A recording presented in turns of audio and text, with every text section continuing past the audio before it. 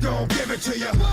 Wait for you to get it on your own. X gon' deliver to you. Knock, knock, open up the door. Dobrý den, vážení televizní diváci. Hlásí se vám váš milovaný reportér Kvido Maršálek.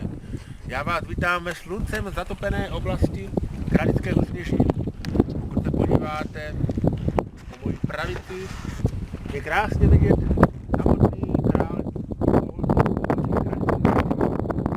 Když to otočíte na druhou stranu, uvidíte ve slunci zalité malebné.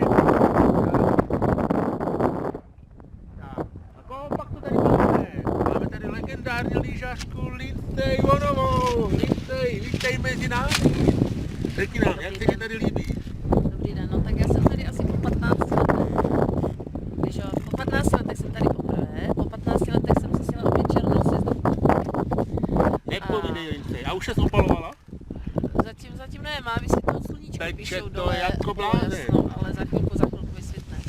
Takže užíváme si bílého sněhu a bílého vzduchu kolem sebe. Ano. Až přijdem dolů, tak to mít nebudeme, takže Ano. A Lindsay, prozrať našim divákům, kterou partii těla si budeš opalovat, až přijedeš dolů.